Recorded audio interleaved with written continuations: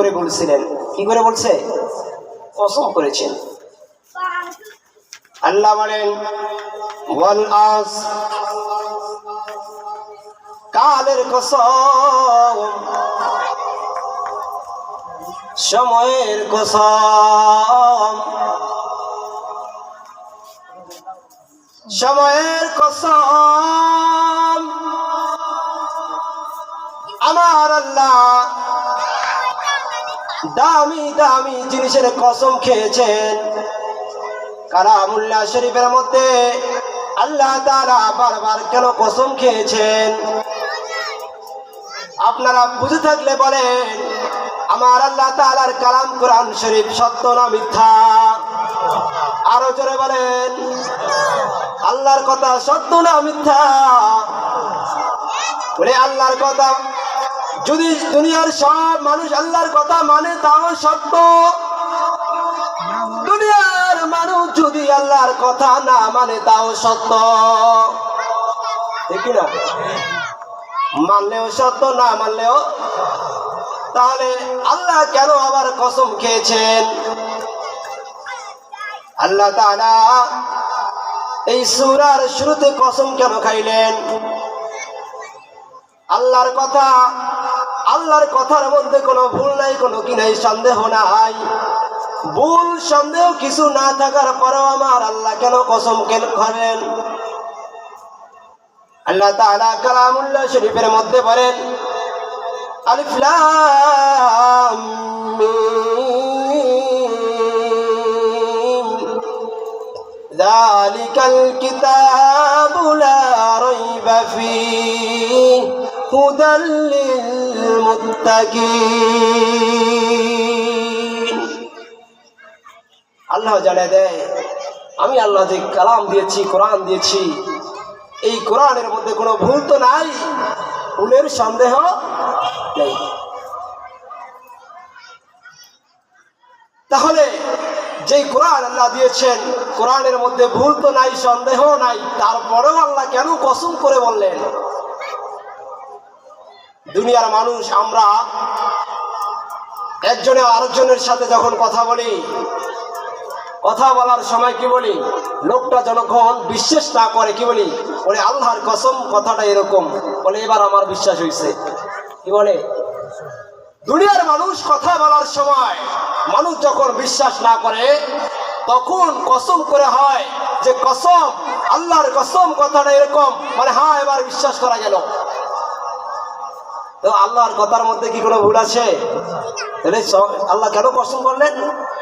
আল্লাহ কসম এই জন্যই করেছেন যে আল্লাহ তাআলা এই সূরাটার অনেক দাম, অনেক মূল্যবান, এই জন্য আল্লাহ তাআলা কসম করলেন যে এটার গুরুত্ব আল্লাহ তাআলা আরো বাড়িয়ে দিলেন।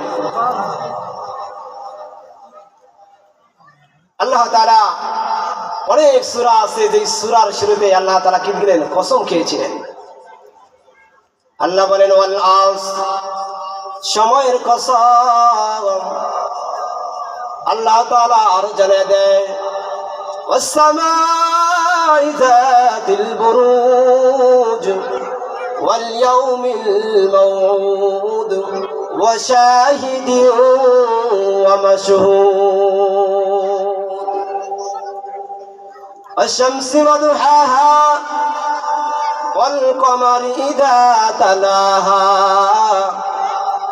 ওয়াদ দুহা والليل إذا سجى والتين والزيتون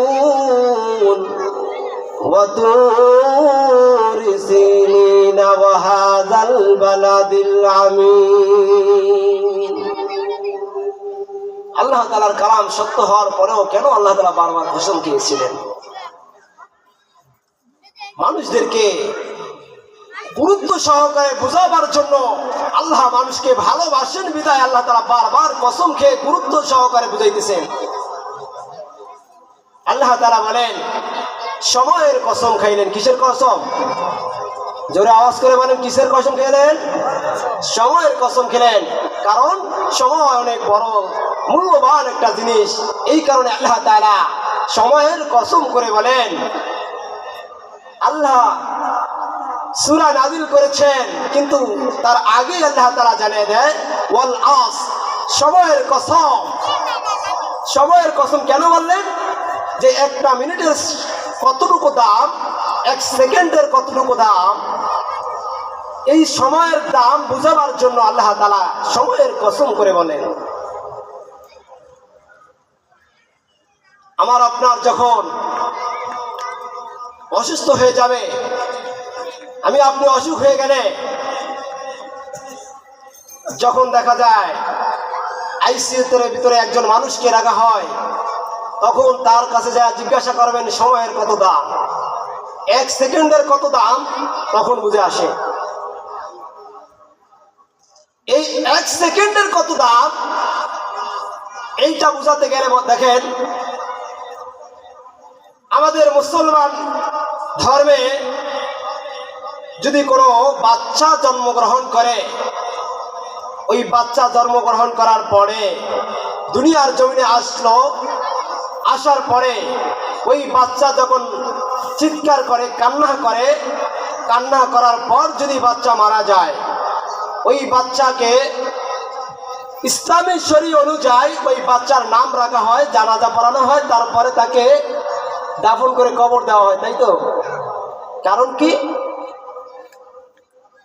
এই যে এক সেকেন্ড সময় দুনিয়াতে পাইল, এক সেকেন্ড সময় পাওয়ার কারণে ওই বাচ্চার নাম রাখা হলো, তাকে জানাজা পড়া হলো এবং তাকে কি করলো?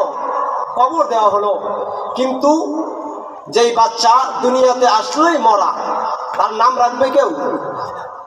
কেউ রাখে না, জানাজা পড়ায় না। এই যে এক সেকেন্ডের কত দাম, এক সেকেন্ড সময় পাওয়ার কারণে ওই বান্দার নাম রাখা হলো, জানাজা পড়ানো হলো, তাকে আবার কবর দেওয়া হলো। এই যে এক সেকেন্ড, এই সময়টা কত দাম।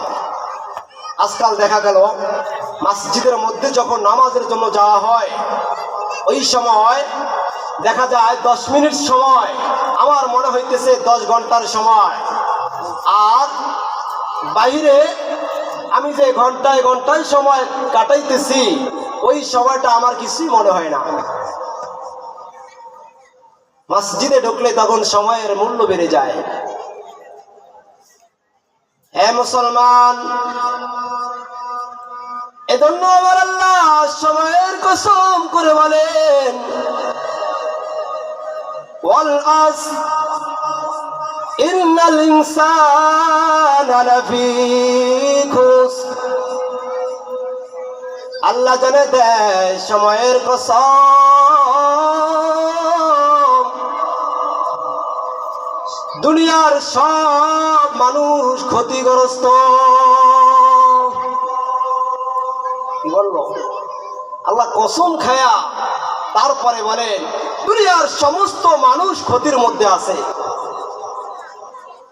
দুনিয়ার সব মানুষের কথা বলে না, কিছু মানুষের কথা বলছে, যে সব মানুষ। কোন মানুষ? সব মানুষ। আল্লাহ কি কয়?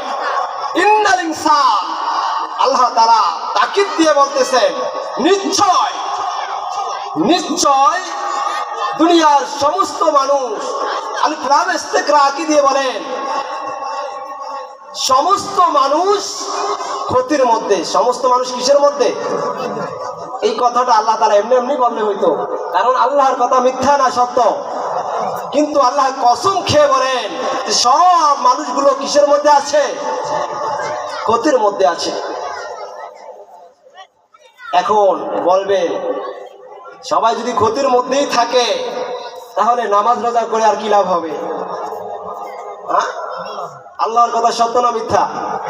আল্লাহ তো বলছেন সব মানুষ ক্ষতির মধ্যে আছে, তা আমি নামাজ রোজা করে কি লাভ হবে? এটা নাকি আয়াত কি শেষ না আরো আছে? আছে। আল্লাহ কি বলেছিল? ইন্নাল ইনসানা লাফি খুসর। নিশ্চয় সমস্ত মানুষ ক্ষতির মধ্যে আছে। আছে বলে আল্লাহ তাআলা ক্ষান্ত নয়, তারপরে আল্লাহ আবার জানিয়ে দেয় ইল্লাল্লাযীনা আমানু وعملوا الصالحات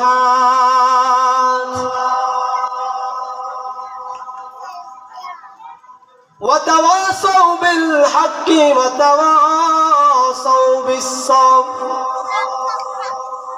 আল্লাহ বলেন সমস্ত মানুষ ক্ষতির মধ্যে তো আছে, কিন্তু